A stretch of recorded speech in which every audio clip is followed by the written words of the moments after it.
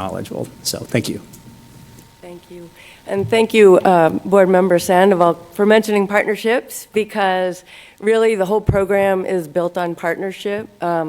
Judy and I were at a meeting this morning. We looked at the new science social studies standards. We're right on board with this fourth grade program. But this program can't happen without doing the teacher professional development and the pre-post lessons that allow the students to have retention in that one-day festival. And then without the city of Peoria, like you say, not only do they fund the program, but we train facilitators from the community, from the city of Peoria and other places, to be the facilitators that teach the students at the festival. And so it's all community driven, and thank you all for supporting it. Thank you. Ms. Doan?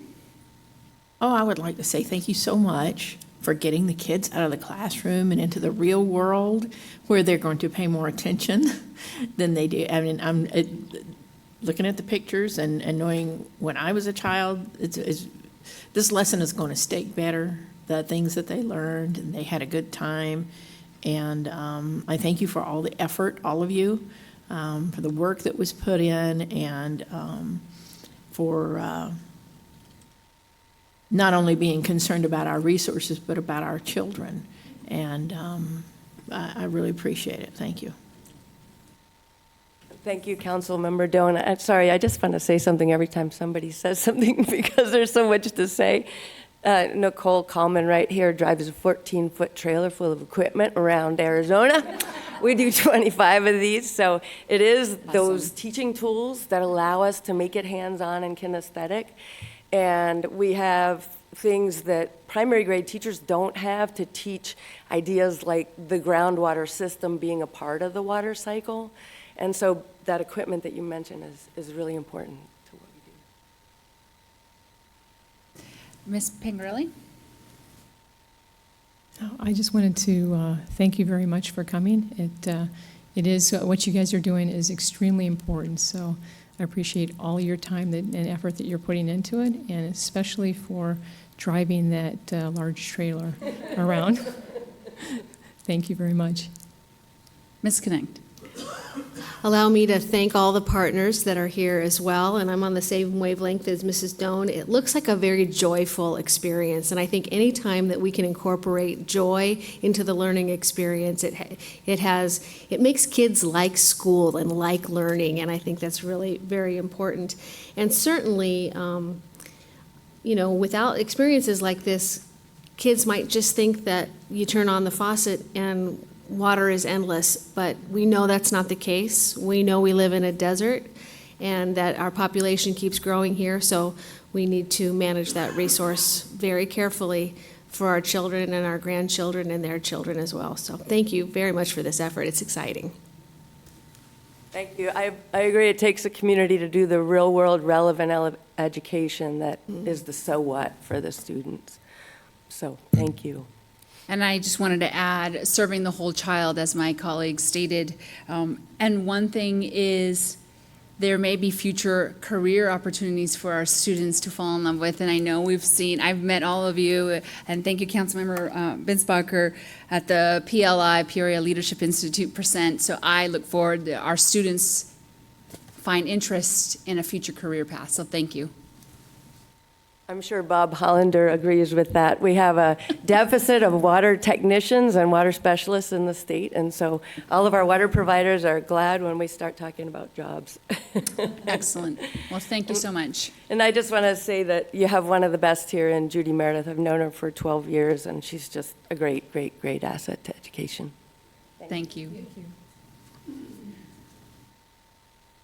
President Seha Martinez, just wanted to give one more round of applause to those who helped to make this happen. Thank you so much on behalf of our district. And for those of you who may be joining us through our stream, we apologize. I know we had a few technical difficulties right at the start of the meeting.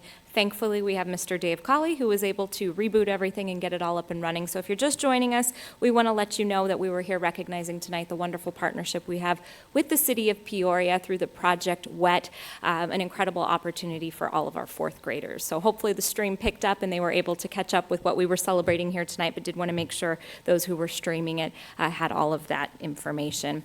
If I might, President Sam Martinez, just a couple more recognitions on behalf of our superintendent this evening, who is going to punt over to me, because I know her voice is just healing, let's hope, and on the mend. But just a couple of things she wanted to make sure I shared with all of you this evening.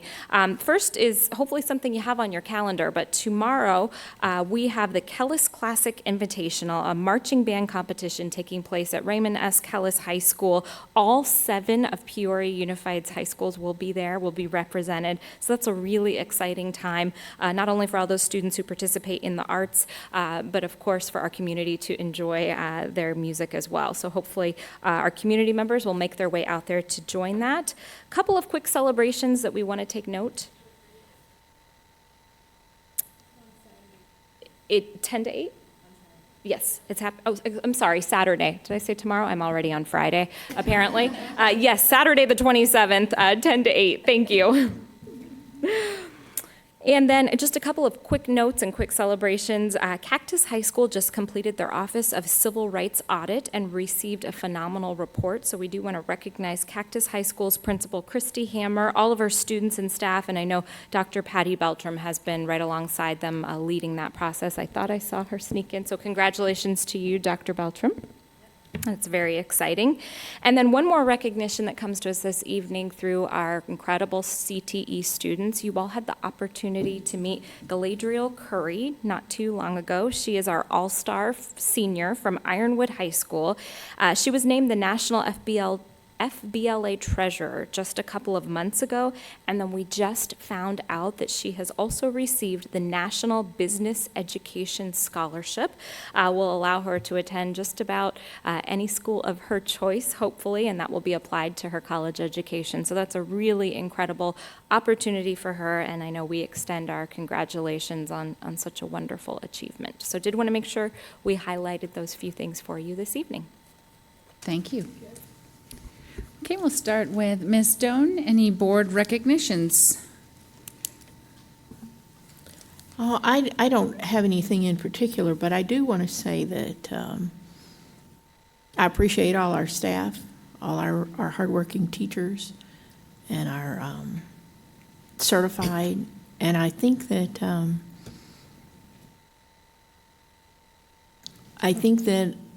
things have been coming together well for the school.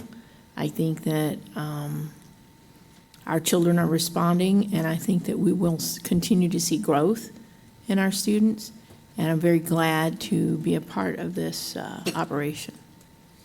So that's all I have tonight. Thank you. Mr. Sandoval. Thank you. So there's, without question, you know, as we all sit up here and we kind of take a look at our why and why we're here and why we're elected to this seat, you know, it is about, you know, this district and our teachers and staff and certainly the 37,000 plus students. So over the weekend on Saturday, and, you know, again, and it's an honor to serve all those individuals that I just mentioned, but there's I'm going to call it a program that Channel 5 has. It's called Pay It Forward.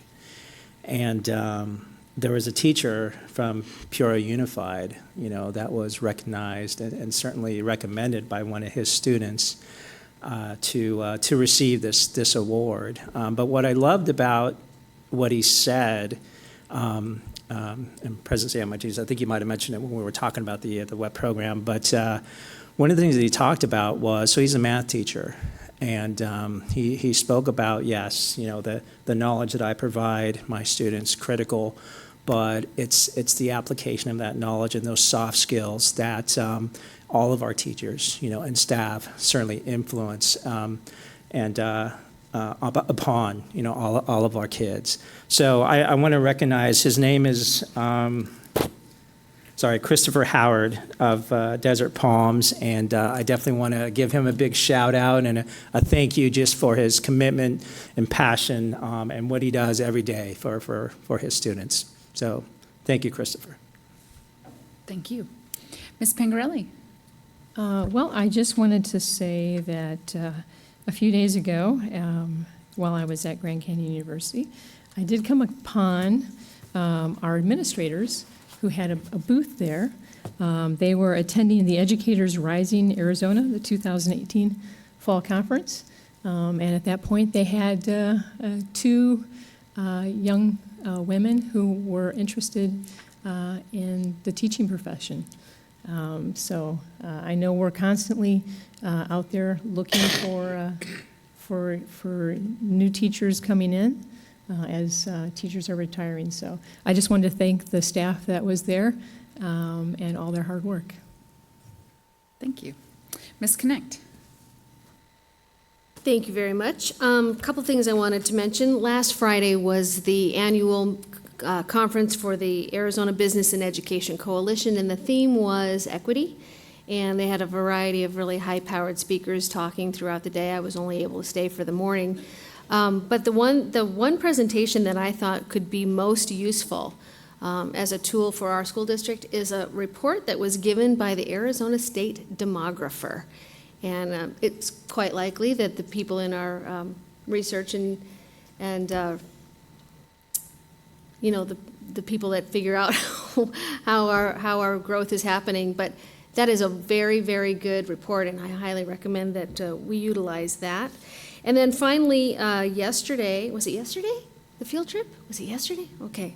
Whew, it all runs together, doesn't it? The field trip, which was a new iteration of our, what we formerly did our patron tours, and so we had the largest group ever come from our community. Some were parents, some were seniors, all were stakeholders in some way or another. Started out at Liberty, did a really fascinating bus tour in the northern part of the school district, just really to show everybody how much growth is really destined to happen up in the northern part of Peoria. It was very eye-opening and a little terrifying, but amazing. And then we went down to Cheyenne and talked about some of the really cool technologies that they're utilizing there at Cheyenne. And we ended up at Peoria, where the attendees had a chance to hear the Peoria band, or the jazz band, I think it was, and also got to tour two of our really highly specialized programs on that campus in Old Main, our Medical Engineering and Technology program and the Peoria Flex Academy. So it was, congratulations to your team, Mrs. Airy, for organizing that. I really think it was an ideal situation to let our community know about the amazing programming that is happening within our school district, the opportunities that are available to our kids, and certainly that we're doing a really good job with taxpayer dollars. So thank you very much. Thank you very much. I do have two. One, I wanted to acknowledge Councilmember Bart Turner from the City of Glendale. He took the opportunity to reach out, and we discussed future partnerships with the city, Peoria Unified School District, and spoke highly of all the great things that we do. We do serve 13 schools in the City of Glendale, so I appreciate that time with him. And one other, Mrs. Cindy Elward from Peoria High School. I had the opportunity to attend an event at downtown Phoenix. It was called Be a Leader. And she took a group of high school students. Peoria High School is where the AVID program is. However, it incorporated other students from Raymond S. Kellis or Ironwood. And the whole goal was taking steps to college.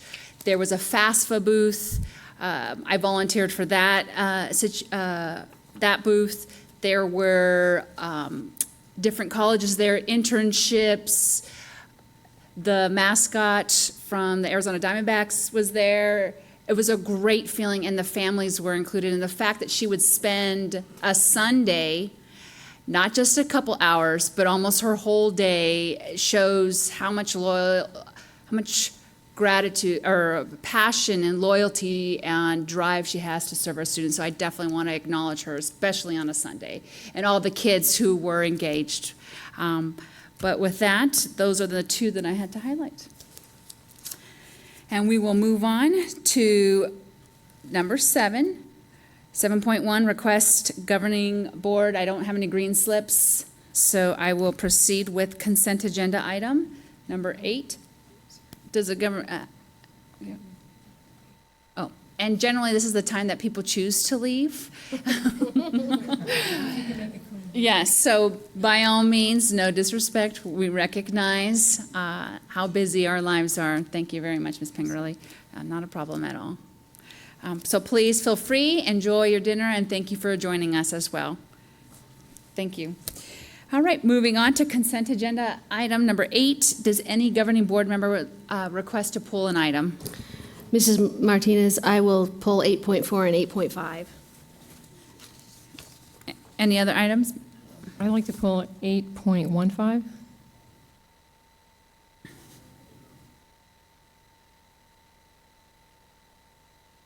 Any other items? Okay. I move to approve the consent calendar with the exception of items 8.1, 8.4, and 8.5. I'll second. Let me just clarify. Ms. Pingerelli, did you say 8.15 or 8.1? It is, let me see. I apologize. It's graduation. So it's 8.15. Yeah, so 8.15. Oh, okay. Okay, would you like to? I amend the motion. I move to approve the consent agenda with the exception of items 8.4, 8.5, and 8.15. Yes. And we have a second. I'll second. Thank you very much. A motion by Ms. Connect, a second by Ms. Pingerelli to approve the consent agenda item excluding 8.4, 8.5, and 8.15. Please vote.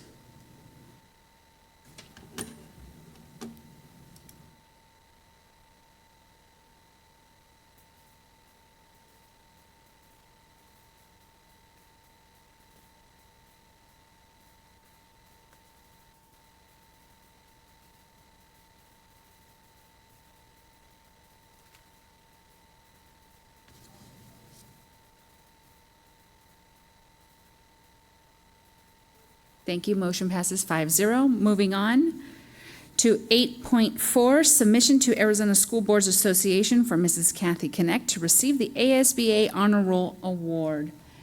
I pulled that item just because it's awkward, so if someone else wants to move that, I would like to abstain from the 8.4 and 8.5. Thank you very much. Mr. Sandoval, would you like to discuss 8.4? Oh, no discussion? Okay. All right, so thank you for the clarity. We'll go ahead and make a motion for 8.4. I move that we approve 8.4 and 8.5, No, right? approve. Yes. I will second that.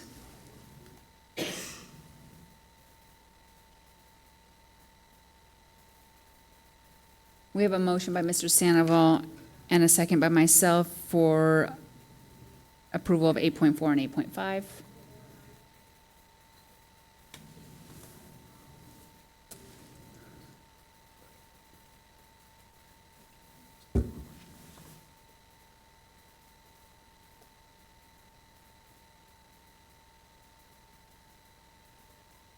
Thank you.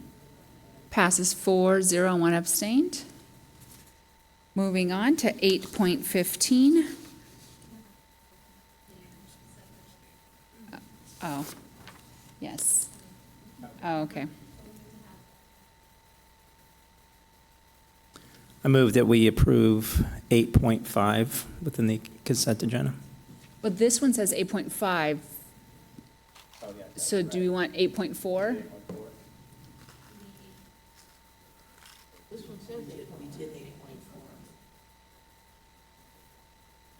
Yeah, so we need 8.4. A voice vote for 8.5? Okay, now, so we just approved 8.4, now we gotta do 8.5. So go ahead Ready? and make your motion, yep. that we approve 8.5 within the consent agenda. I second that. We'll go ahead and do it with the voice vote. All in favor say aye. Aye. Aye. All opposed say nay, and one abstained. Yeah. Thank you. Thank you all, thank you, it's very kind. All right. Now we're moving on to 8.15, second reading of policy revisions, IKF Graduation Requirements. Ms. Pangarelli? Yes, on this last sentence, I guess I did not see that last time as we were reviewing it, but this is for Algebra 1, and I'll read the whole paragraph. It's the very last one. Peoria Unified School District's Algebra 1 course is a prerequisite to other required math courses, above which may be completed prior to high school or once enrolled in high school. And this is the last sentence is what I'm most concerned about. If completed in PUSD elementary school, Algebra 1 credit will be transferred to high school, but will not affect high school grade point average.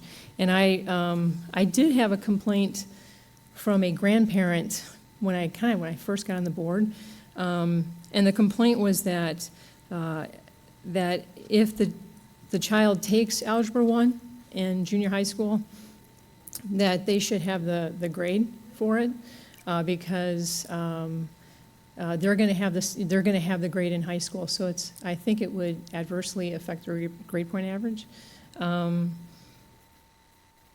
It's just, I remember when our daughter went to Desert Harbor, the teacher had to have the students that were taking Algebra 1 come in at like 7 o'clock in the morning. So I don't know if that still is the case, but if they're going to do that, they're going to go through it.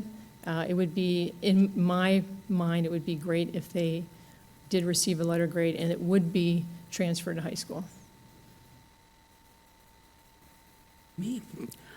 And that's just my input. I don't know how the rest of the board feels. Mrs. Pangarelli, I'll try to talk for a second here. I believe, and I might be wrong, Kendra, I might be incorrect, but I do believe it goes on to their grade point average. It doesn't count for their class weight. So if they get an A in the course, it should be part of their grade point. It doesn't count on their cumulative difficulty weight, which starts when high school starts. Okay. So that is incorrect. The Is way it a it's written. disadvantage to them that it's not included? Yeah, I don't believe that this is correct. You'd have to tell me that. It is not included in the student's grade point average. That's not correct. When students, now note too that this particular sentence or reference talks about students that have completed this at an elementary school and PUSD. We have students that complete Algebra 1 that are on open enrollment outside of our school district. When they enter, they're required to take a competency test, and then they're scheduled into the next math class, geometry, etc. So at this point, this grade was not earned in high school and is not considered as a part of the high school grade point average. So the kids come in, if they pass the course in PUSD, it is recognized and they enter into the next math course. That's our current practice. So what you're saying is that course essentially serves the same function as the placement test from kids coming from outside PUSD. That's fair. It's just that they're not given the full benefit as if they were taking it in high school. And those are the students that are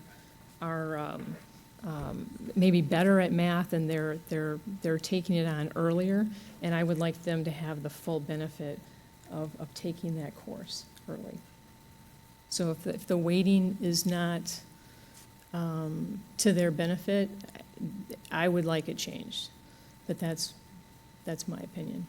My thoughts, if we are focusing on personalized learning, and if some students progress further at different time periods, then we should not be penalizing in any shape, size, form, adding it to their GPA because they have the opportunity to take it earlier, because if we are truly a district that is personalized learning, students who take classes at certain periods earlier in their education career, we should apply that to their grade point average.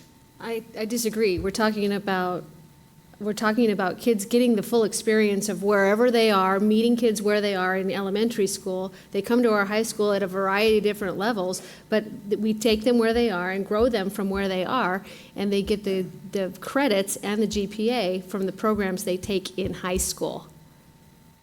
They get the credit as if they had taken it. I mean, they get, so for a student, then it would be it would be to their advantage to wait until high school to take it, because then they would have the GPA, it would affect their GPA, it would affect their class rank if they do well in it. It seems like I mean, this is just thrown out for conversation but it seems like we're penalizing them in some respect for them taking it earlier.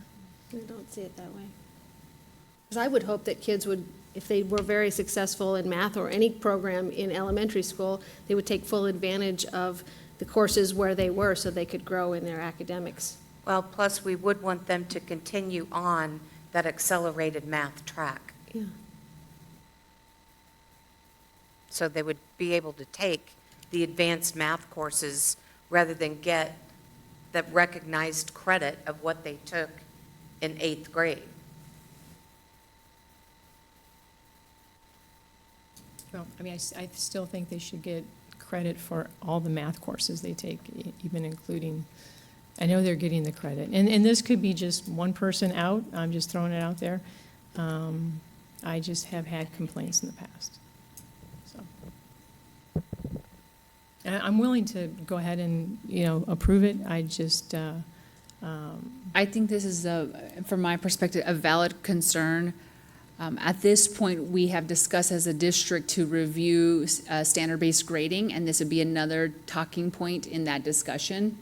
In order to keep in line with the policy, as we've been discussed in the past, based on what we've been presented, it should be added, and I'm not going to say the words, but for further discussion, for grading policies within our district. That's where I stand. So if I can just make a quick comment, and Dr. Bell, hopefully you can follow me along this road that I'm going to take you on. But all things equal, except for a student taking Algebra 1 in, let's say, 8th grade versus their freshman year, and then a freshman who took it their freshman year, and their grade and GPA was actually, that grade was actually recorded and associated with their GPA, right?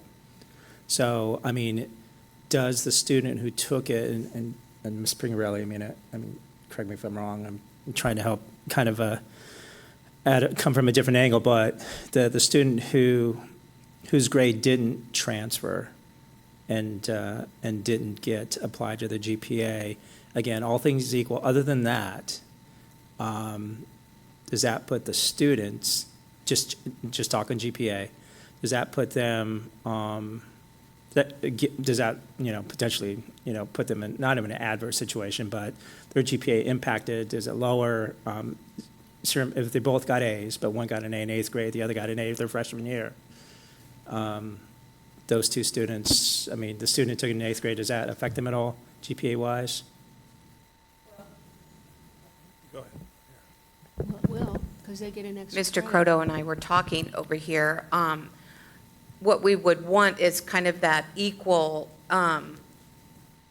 level playing field, if you will, as students enter into their high school program and make their course selections, et cetera. So if all things are equal in terms of the credits earned, the opportunity to impact the GPA, et cetera, then that's kind of a leveled playing field, if you will.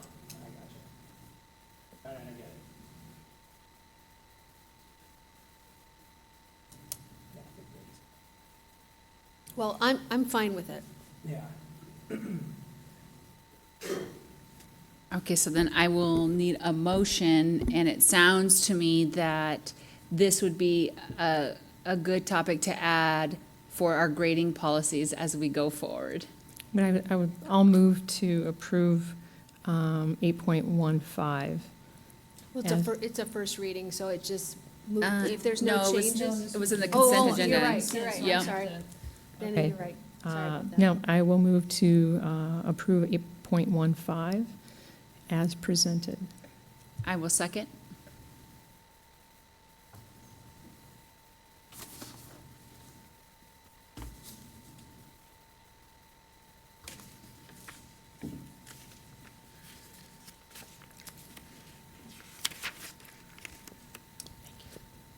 Thank you.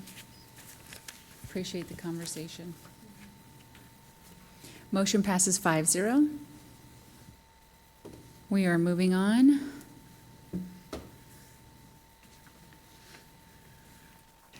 Ten point one, consideration of recommendation for the administrative appointment of Director of Transportation, Dr. Carter Davidson.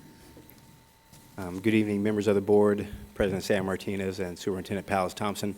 Tonight is an exciting time for us, as you guess, to come before you and ask for your approval of a recommendation for an appointment, in particular for our position of Director of Transportation.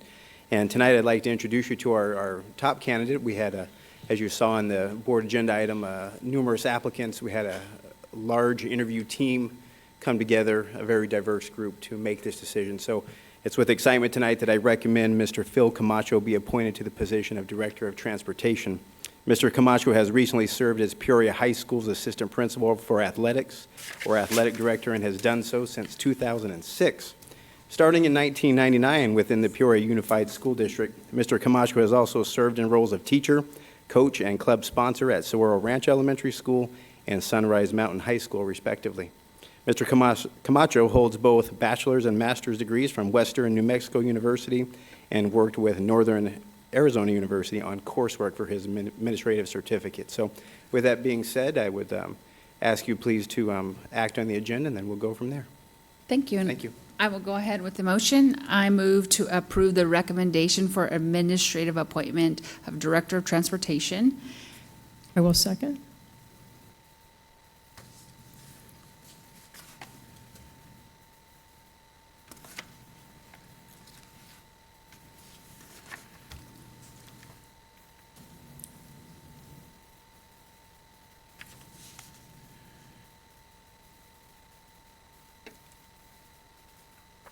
Motion passes 5-0.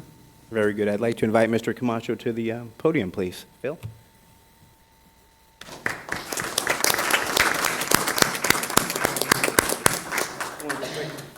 But board, please, I'd like to also highlight Ms. Fanning, Danita Fanning, our Secretary at Transportation. She was one of our transportation members who served on the interview committee, and she is also here if you have any questions regarding the process or just how that played out. But certainly I want to give the mic to Mr. Camacho, so thank you. Sir? Thank you very much. And Ms. Connect, we'll start with you. I have a question. Aren't you going to miss the kids? Yes. Yep. You've done a great job. Thank you, Mr. Camacho. Sorry. Ms. Pingerelli. Well, I just want to say welcome to your new position. I know where you came from is very important, but this is extremely important. Thousands of kids are touched by what you're going to be doing and overseeing. So I really appreciate you applying, and congratulations and welcome. Thank you. Mr. Sandoval, with water in your mouth. Thank you. Mr. Camacho, congratulations, and yes, thank you. You were at Peoria High School for the better part of 13 years. Is that right? Do I have that? 15 this year, yeah. 15 this year. Gosh, I was way off in that math, wasn't I? So, we talk about leadership, and we talk about, times where you may not, fully understand or remember what someone did or what someone said, but you always remember how they made you feel. And, I remember the first time, I walked on Peoria High School's campus, had a conversation with yourself and Mr. Bauer, and I will tell you, you made me feel important and welcomed, and I am certain that that's how every individual who interacts with you, students to staff, feel the same way.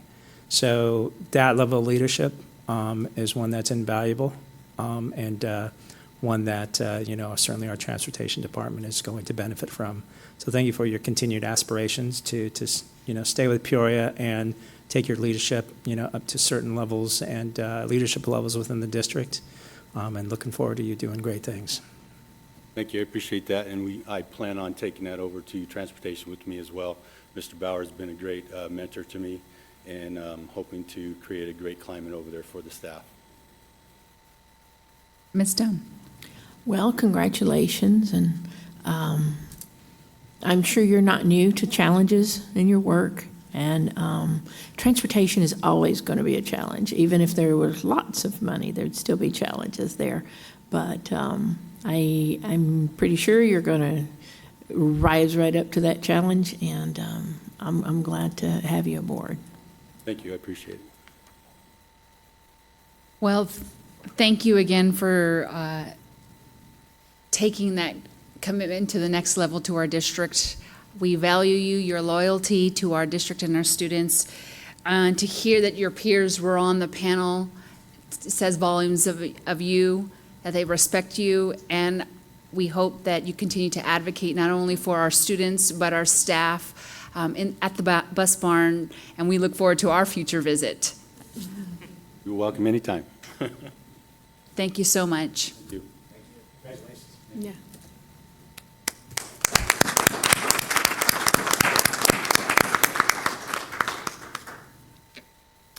Okay, moving on, 10.2. Presentation and discussion regarding Peoria Unified School District's performance pay system. Dr. Carter Davidson. Thank you again, Governing Board President Sam Martinez, members of the board, Superintendent Powles Thompson. Again, I stand before you tonight. This is an annual conversation with our board to seek approval of our performance pay plans for our certified staff. That is primarily why I'm here for tonight, as that's required by law, but also just to highlight again the plans that we have in place for our site-based as well as district-based administrators. Tonight, as you can see, those are the three areas we're going to talk about, and as well as next steps as we move forward in the process. Simply stated here, please remember again, this is by law, and that Fund 12 out of Fund 11, 12, and 13 from our classroom assigned fund is the one that is dedicated for performance pay, and you can see that we are required, it's 40% of that total pot that we use for performance pay, and it is something that we do have, obviously, our board to approve as well as our teaching staff. Tonight, and I believe you had the attached documents, hopefully you had a chance to review a little bit of those, but we'll start with the certified plan. It is one that continues to mirror the one that was created in 14-15. We always put out a survey, and if you recall last year's conversation, tried to go out a little bit earlier this year to gather that data from our staff and to ensure that we had at least a 70% approval rate. And as you can see, for those respondents, we did have numerous employees that said, hey, please keep the plan. With that being said, we also receive the qualitative feedback from our team. What is it that they're looking for as possible changes? And I just thought I'd bring some of those things to you tonight so you could hear what our staff is wanting. Certainly, we did have many people that said, all is good, keep it as is. We had some that said, we'd like to have more evaluations by our administrators. We had some things that said, hey, we just simply want more money, and I'd love to be able to do that too. Some items also, and I'll just kind of go through the list, please remove the test scores from the evaluation process. Simply, how about this one? Get rid of it. That came into play. Making certain that maybe some conversation revolved around the different evaluation tools that might exist for certain employee subgroups. Some people asked us to change the effectiveness labels. Some people said to make a plan for our support staff. Others were saying to, again, use this money to rectify some of the compression issues that have occurred across our district. And I bring you some of these things. Obviously, some are in support of the plan, some are things that we can't simply even do based on the law that exists. But I just wanted you to hear, and I wanted our staff and community to know we do solicit feedback to try to continue to make this plan better for our staff. So with that being said, the three key components continue to remain. 33% of the total performance pay pot going to performance classification, which ties more so into the evaluation process for our staff. We have the district graduation rate at 50%, and then the student learning objective at 17%. With that in mind, and before I go to the admin, both of them mirror this plan as well, but I would certainly stand here for questions. Maybe it'd be easier to do it in little chunks than all at the end regarding our teacher pay plan. Thank you for that opportunity, Dr. Davidson. Ms. Doan, do you have any questions or comments? Mr. Sandoval? Ms. Connect, Ms. Pangarelli?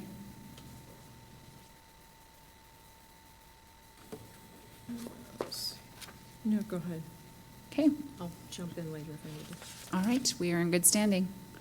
Okay, thank you. If you recall, last year was the first year that we had solidified performance pay plans for all of our administrators in our campuses as well as the district office. And our site-based one mirrors that, and I'll move ahead to the one for those of us that here at the district office. The only difference is in verbiage. On our evaluation tool for a DAC administrator, it says department learning goal versus that at the site, the student learning objective. So that is the only difference in terms of the process. We work closely with Mr. Moss and his department in helping create, as well as our superintendent's office, to ensure that we document these items appropriately and that we have an electronic system similar to that built by our IT staff for our teachers to put our performance pay plan into action. Okay? I just have one question.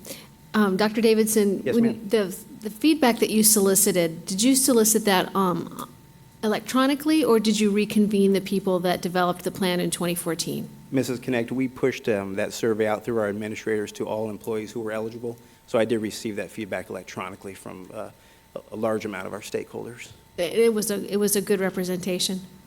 I would hope to think so. We had over 70% of our people who had qualified and who had returned respond. I know I've had some conversations with our team, and as we know, a few board meetings ago, we approved a change in our policy as the law has changed regarding teacher evaluation. So I do believe further conversation will soon exist as relates to both the evaluation and performance pay and how they're interconnected. But I do believe the feedback was fair, and as you can see, it was certainly varied.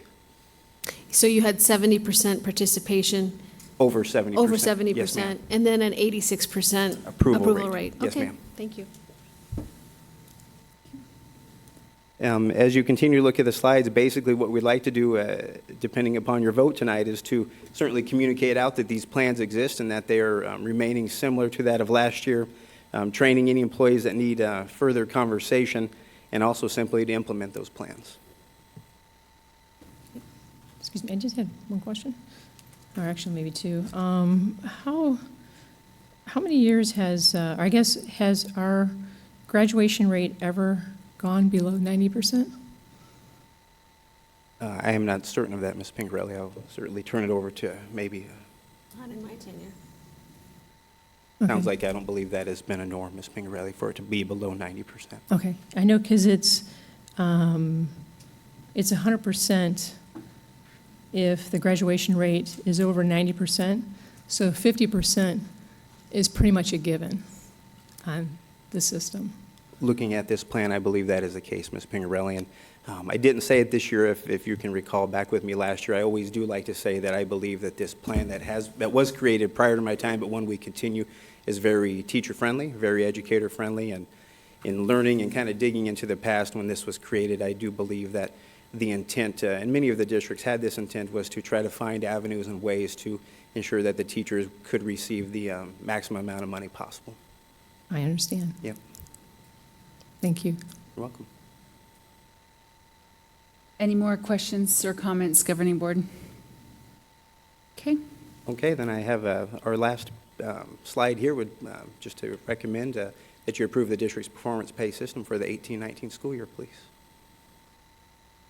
I move that we approve the district's performance pay system for the 2018-2019 school year as presented. I'll second. I have a motion by Mr. Sandoval and a second by Ms. Connect.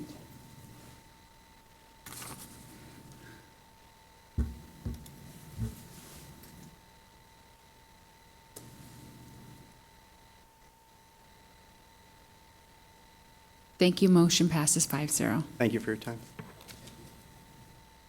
Moving on to 10.3, update on annual bond and override program. Ms. Myers. Good evening. Good evening, President Sehar Martinez, members of the Governing Board, Mrs. Pallas Thompson. Thank you for the opportunity to present the fiscal 2018 Maintenance and Operations Override and 2012 Bond Program Update.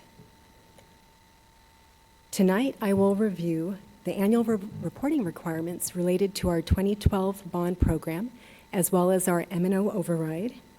I will also discuss fiscal 18 expenditures in the programs, as well as related fiscal 2018 tax rate information. But first, I'd like to comment on our strategic plan. One of our perspectives within the strategic plan is stewardship of community resources.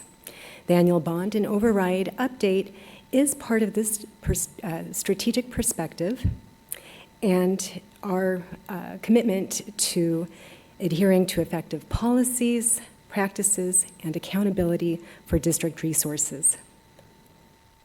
School districts are required by statute to provide an annual update each year regarding our maintenance and operations override, as well as our bond program expenditures, and remaining available funds at year-end. And this update is required between September 1st and October 31st each year. Tonight's presentation meets this annual requirement. Maintenance and operation expenditures are where most of the day-to-day expenditures take place for the district. This includes salaries, employee benefits, supplies, utilities, and transportation, and other operational expenditures that are not of a capital nature. A district can ask its community to provide and approve an annual M&O budget increase through an override election to support positions and academic programs that go beyond the annual funding that we receive from the state of Arizona. Overrides in the maintenance and operations area may be authorized for up to 7 years.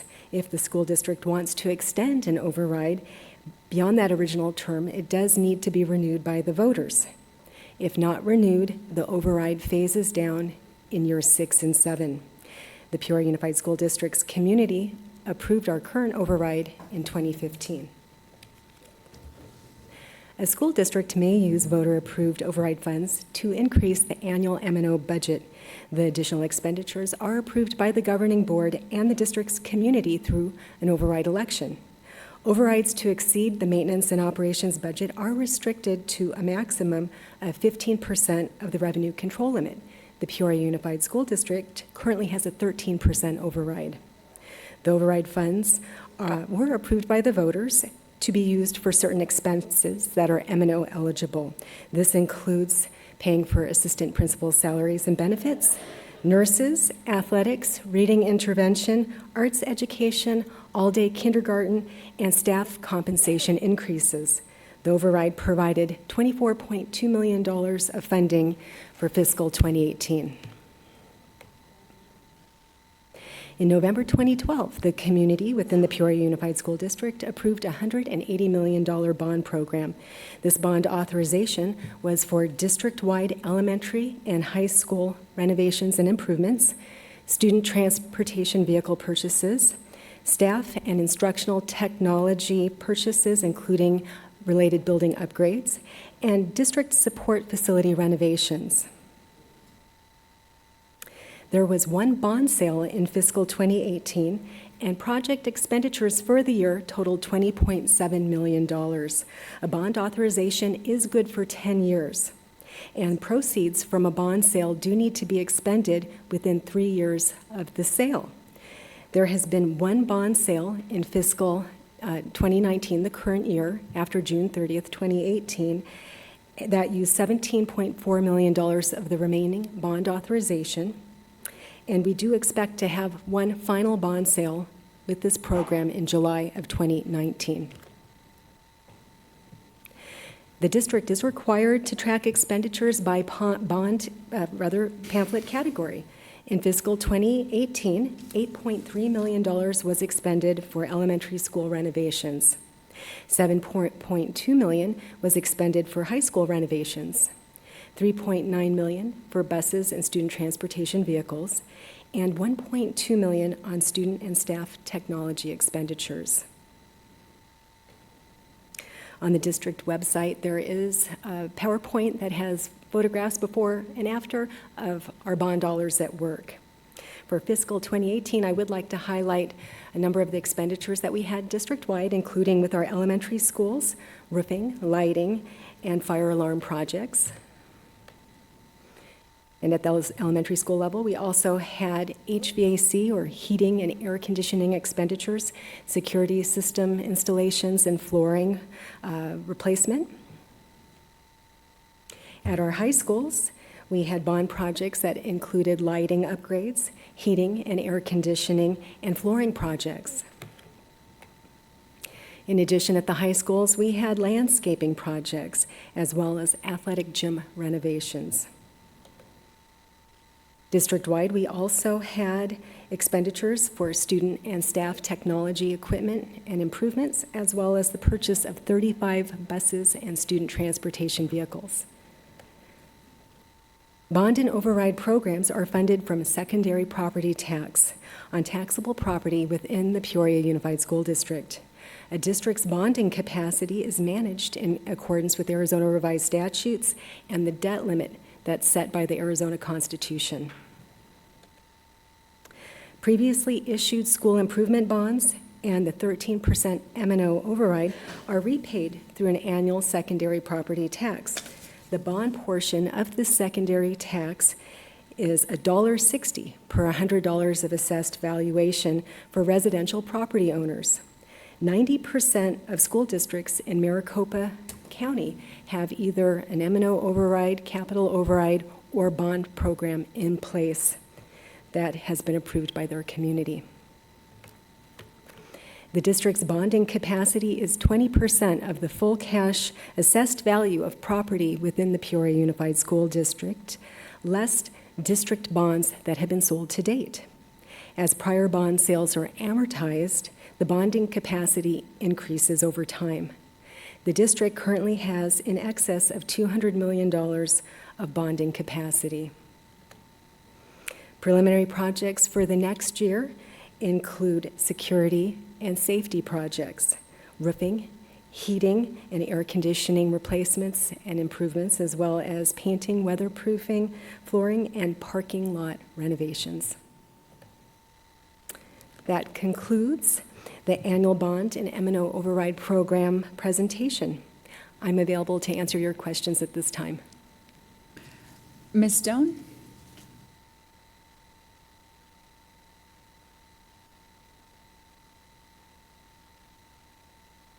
Pardon me. Back to slide 17. Could you repeat what you said to introduce that slide?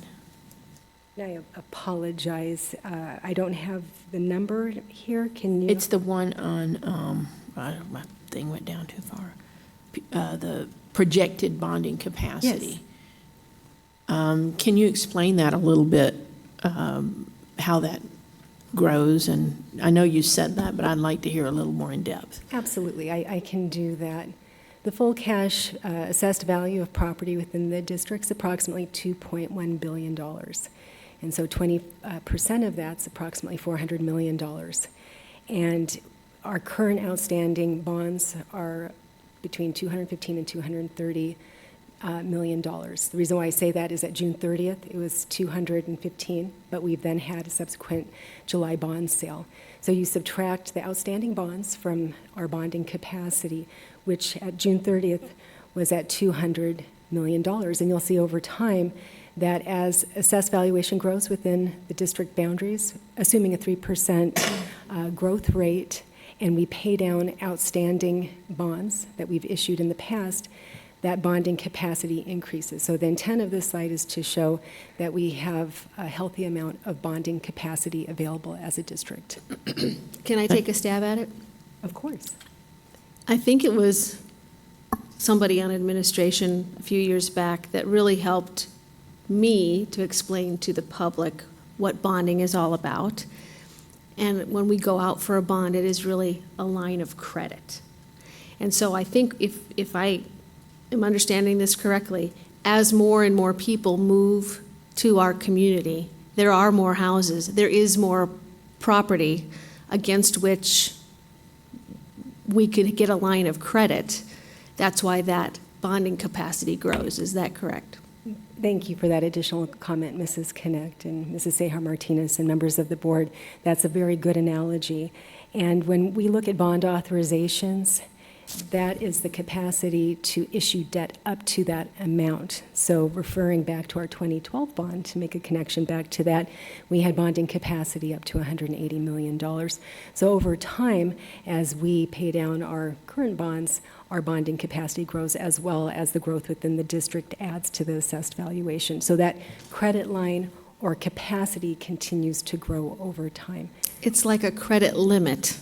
That's a great way to put it. And the district has never gone to the credit limit, and in fact, when we've gone out for bonds, have usually settled on a level at which we would not have to increase the property tax level from one year to the next, correct? That is correct. And actually, our debt limit, which is different than the bonding capacity, is in excess of $700 million. Wow, okay. So we're well below that.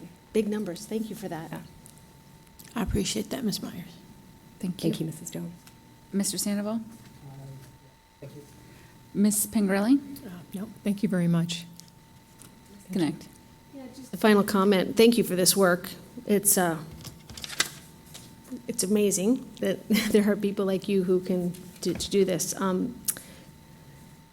Grateful for your expertise. So I just wanted to say, when you go back to the slides about the things that the override has paid for over the years, including our ability to implement all-day kindergarten and not ask our parents to pay a tuition for that, and some of the programs that we've been able to pay for, and some of the basics like air conditioning and flooring that our bonds have paid for. I have two thoughts. One is how grateful I am to our community that has voted to approve those. And number two is how I hope we get to the day very soon where we don't have to ask our community to pay for those basic needs. Thank you. I would just like to highlight one more time, thank you for the time and dedication to you and your staff for putting this all together. One of our roles as governing board is to understand the data that is presented.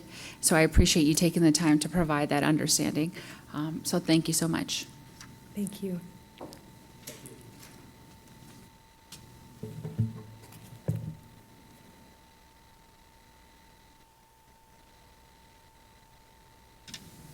All right, moving on to 10.4. This is something that is, I believe, oh wait, did I skip something? Okay. I believe that it is important to the integrity of our commitment to the strategic plan. It is to discuss a resolution ensuring that the administration as well as the next generation of leaders will continue to build on the foundation that we have all worked so hard to do in regards to safety and well-being of our students and staff. The creation of this document is in front of you for your review and your input, solidifying the governing board's commitment to the strategic plan. And I would like to take a moment and, before I read it, acknowledge, it'd be reminiscent to bring forward Ms. Kelly Cabrillo. She is a parent with a background in psychology and social work who's done a lot of research on what resolutions look at in this sector. I have I have put together a rough draft and sent it over to our administration because they are actively working on our strategic plan and our emergency preparedness plan and the safety and well-being of our students. And what you see in front of you is the second final draft. So with that being said, I will read it out loud and then ask for governing board input. And finally, the passing of the resolution conveys that as the district, we are all in at all levels. So I will proceed. A resolution of the Peoria Unified School District Governing Board to declare support for safety and well-being, whereas the U.S. Congress finding state to succeed in school, students need to be physically and mentally healthy. They need to maintain overall well-being in a safe environment, work cooperatively with others, be good communicators and effective problem solvers. Whereas student safety is a prerequisite for consistently high levels of academic and social development, whereas our public schools are charged not only with supporting student achievement, but also providing support for mental and physical health, personal growth, and civic engagement.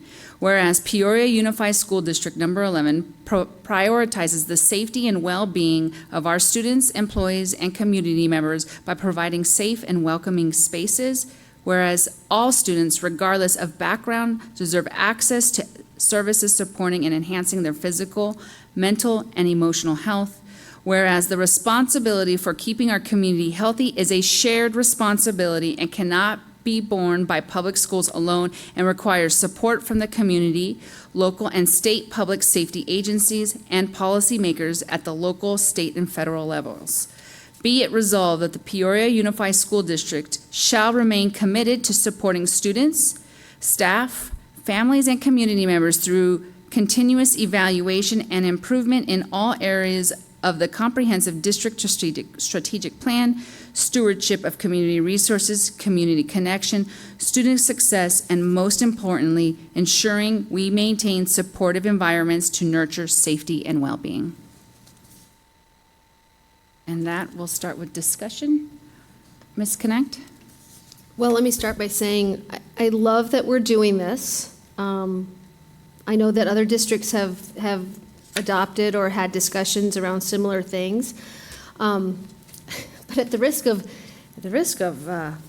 suggesting we have a study session, I think that I would like to have a face-to-face discussion. I would like to define the problem so we can ensure that that this is addressing the areas that we want it to address, not too much, not too little. And I'd also like to look at some of the other things that other districts have looked at. This is coming to us as a final, but we haven't had a chance to really talk about it. So don't take this wrong. I think it's absolutely what we ultimately need to do. I just haven't, I think I'd like to consider some other inputs before we finalize it. Ms. Pangarelli? I have no comments at this time. Okay. Mr. Sandoval? This is a subject that certainly is near and dear to my heart, without question. We've always talked about it when we first, became members of the board, and ensuring that we have safe and supportive environments is critical to our students. For me, I think it's great, and I think it's a great idea for us to implement this and certainly approve a resolution like this. But I think if we can, I would love the opportunity to spend a little more time on it, to provide more input, but I think it's definitely going in the right direction without question. I like it. Thank you. Ms. Stone? Well, I see this as a more or less restatement of what we already stand for. I do have a little issue with saying most importantly, and because I feel that all of our branches are pretty equal, in the last sentence there, most importantly. I'll have a little trouble with that wording, but I do think we're going to need to probably discuss it because we're going to nitpick it. I appreciate your candor. It was provided to the governing board before this meeting, and there has been extensive research on this, as well as the executive team has been able to review in even state agencies. But I respect my board's wishes, and so from my understanding, it's going to be tabled for a study session to nitpick the fine tuning and make sure it aligns to what we want to stand for. So I respect my fellow governing board members' thoughts, and I'll need a motion. Well, I hope you do hear that we think it's a great idea. Yes, that's fine. Yeah. So I'll move to table. Second.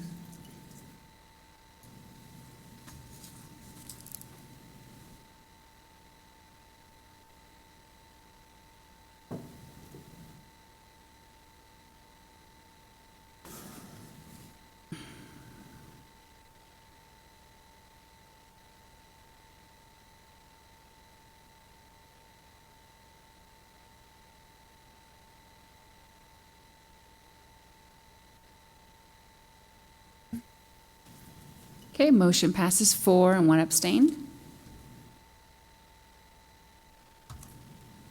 Moving on, 10.5, first reading, Arizona School Boards Association Policy Advisory Revision to current policy JC school attendance areas. Mr. Savoy. Good evening, Madam President, members of the board, Superintendent Thompson. The good news is you've done an amazing job as we've worked through these policies, all of these meetings. Tonight, we begin the final section, Section J, which has to do with students. And there are such a large number of these policy updates in Section J. We'll actually be visiting you for this meeting and 2 others after this, and then we'll be done. We'll be complete and up to date. Let me just say, you've exceeded my expectations. I was so worried that this was going to get so in the weeds, but this board, and with your guidance, we've been moving right along. Thank you, Mrs. Connect.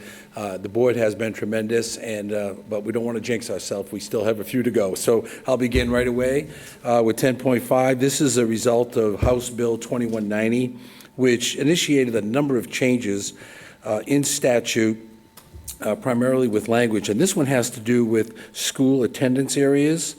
And basically, the very simplified change here is that if the boundary changes adopted by the governing board affect any school built on land donated to the district within the past 5 years, the board would inform them of that decision. You no longer have that requirement.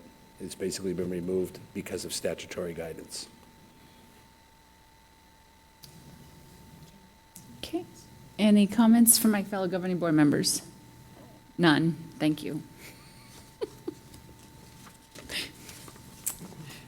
10 points, I'm sorry. 10.6.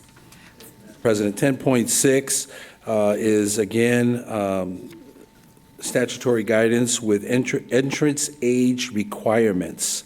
And there were some specific requirements of this, that if a parent chooses voluntary full-day kindergarten instruction, there is some requirements that need to be documented. So as you can see, in kindergarten and first grade, if you offer, which the Peoria Unified School District does, we offer full-day kindergarten that is tuition-free, instruction during a school day to pupils who are under 6 of age. The instruction shall meet all of the following requirements, and you can see those, A, B, and C. The other interesting piece, and our district currently supports this, a parent does have the choice of choosing to just maintain a half-day program and not the full day. And those are the only changes on entrance age requirements, full-day kindergarten. I appreciate you bringing that up, and just to communicate that to the community, these are first reads. So as you hear this information, if there's something that you object or you want the governing board to weigh in on, please email or send feedback to the district, and we can review it or pull it for a second read. But at this time, governing board members, are there any comments? No questions? Okay, thank you very much. Moving on to the next one. 10.6, first reading, Arizona School Boards Association Policy Advisory Revision to current policy JEB and... That's the one we just did. that's the one. It's not highlighted. 10.7. 10.7, excuse me. We are not going backwards. First reading, Arizona School Boards Association Policy Advisory Revision to current policy JFBA, unsafe school choice. Thank you, Madam President. Again, this is text and legal references have been updated in the policy manual, and if you look at the changes, they're simply removing No Child Left Behind, which was the former initiative of the Elementary and Secondary Education Act, and replace it with the newest standard, which is Every Student Succeeds Act, ESSA. And you'll see that change is only in the one location. And basically, unsafe school choice is a policy that provides for parents, if your school was labeled as unsafe, you have options that would be provided to you. We have no schools that are labeled as unsafe. Any comments, questions? Okay, thank you very much. Moving on, 10.8, first reading, Arizona School Boards Association's Policy Advisory Revision to current policy JICI, weapons in school. Thank you, Madam President. I am going to ask that this policy be tabled, and we will bring it back for first read at the next board meeting. I will tell you that we spend hours going through these to make sure everything is correct, and not until today, right before the meeting, I was looking at the red section at the end, and I'm like, why is this not making sense? And what I recognized is the two paragraphs at the end are exactly the same paragraph. They are. And so what you'll see next at our next board meeting is the second paragraph basically defines for us what a school zone is. So I'll make that correction. We'll bring it back for first read at that time. And if you have any other questions, certainly Thank let me you know. for bringing that to our attention. So from my understanding, we need to do a physical motion. Okay, I move to table 10.8 to the next board meeting. Second. Motion by myself, second by Mr. Sandoval. And we'll do a voice vote. All in favor say aye. Aye. Aye. All opposed say nay. Motion passes 5-0. Moving on, 10.9. First reading, Arizona School Boards Association's Policy Advisory Revision to current policy JICK, student bullying, harassment, intimidation.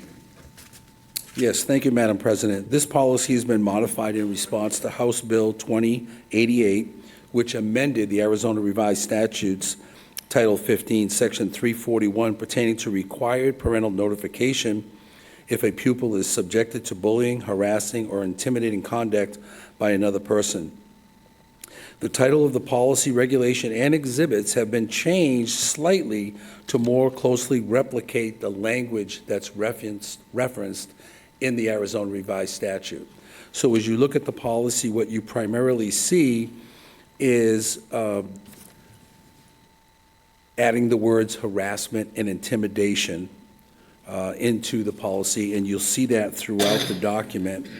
Underneath prohibitions and discipline, reporting the incidences of bullying, they added harassment or intimidation, so they expanded the description. Any comments, questions? I do have a comment. I'm Dawn? so glad to see definitions in there. I think that's very good. Madam President, Board Member Doan, and that is a big help to our schools and our parents as well, the definitions. So thank you for pointing that out. Moving on. 10.10, first reading, Arizona School Boards Association Policy Advisory Revision to current policy JR, student records. No, excuse me, extracurricular activity JJJ. Thank you, Madam President. Again, this was the Arizona Legislature amended Arizona Revised Statute Title 15, Section 347, having to do with extracurricular activities, in particular cultural tradition.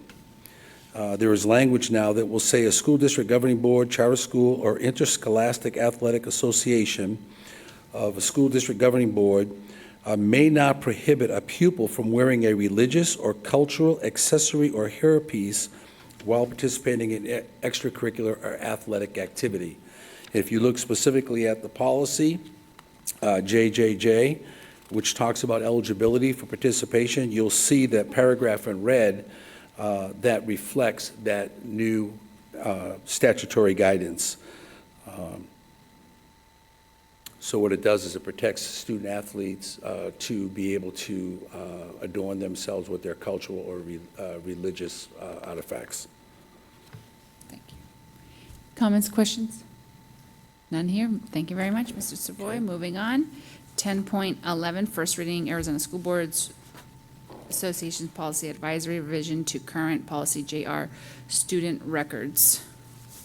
Thank you, Madam President. Again, this is text and legal references have been updated in the policy, and so it's a very simple thing. We have policy about student records, about access, how long we keep them.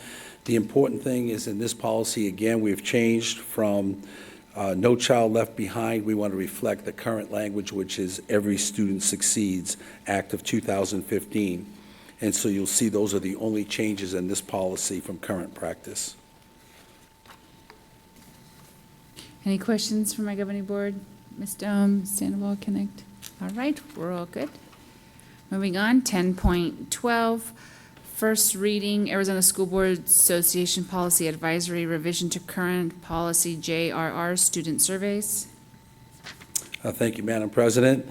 Again, the Arizona State Legislature passed extensive additions to statutes pertaining to pupil information, specifically addressing surveys, parental permission, and informed consent is what this policy has to do with, which is very near and dear, I'm sure, to members of our board and our community. And if you were to look at policy JRR, this is a new addition which talks about student surveys and the fact that we need to notify our patrons on an annual basis that if we are going to survey their students, whether it be a behavioral survey, it could be a survey from a college, military, whatever it may be, that we will require informed consent first. The parents will be notified of that, and they have the right not to participate. Just to let the board know, we do currently do that in our student handbooks. That's our annual notification to parents of this policy that we follow. So we do currently do this. We notify our parents annually, and then we inform our parents if we're going to survey their students. Any questions, comments? None noted. Moving forward, 10.13, first reading Arizona School Boards Association Policy Advisory Revision to Current Policy LBD Relations with Charter Schools. Thank you, Madam President.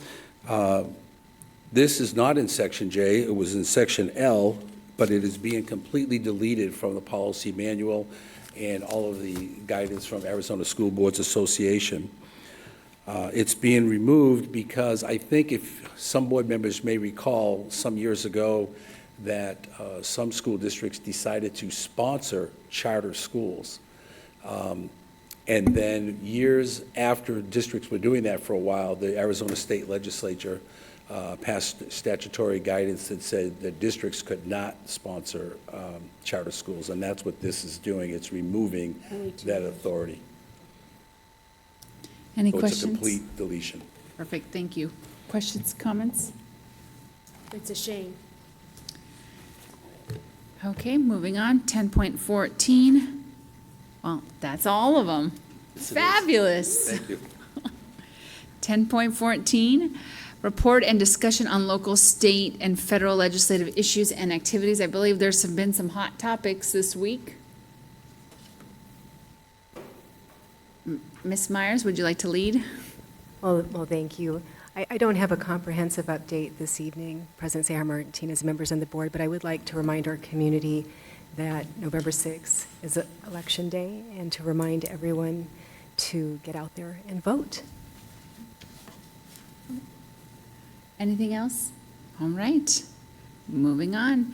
11.1, informational reports, budget facilities planning and construction. All this information can be reviewed online. Same thing with 11.2, district budget report for the month of July 2018. You can also see 11.3, the budget report for the month of August 2018. And 11.4, district enrollment for the month of September.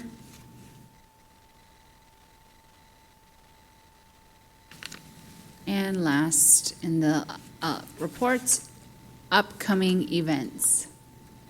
At this time, everything is viewable online and we're up to date. I'm sorry. Ms. Pangarelli? Now I just wanted to highlight the, November 3rd, Career Exploration Day at Centennial High School. So I Excellent. definitely will be there. Perfect. We are getting closer. And if you want to be a volunteer, you would want to reach out to Dr. Patty Beltram. Thank you for bringing that up. All right, number 12, other business, draft agenda for November 8th. Efficiency.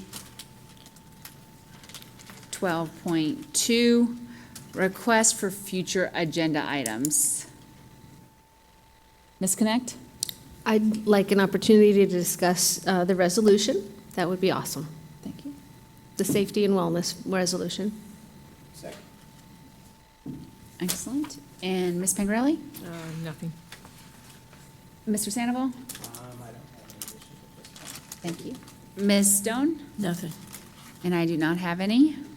All right. Time for adjournment. I need a motion. I move to adjourn. I second. 7:47. We need to say aye, don't we? Oh, all in favor say aye. Aye. All opposed say nay. 7:48. Oh, wait.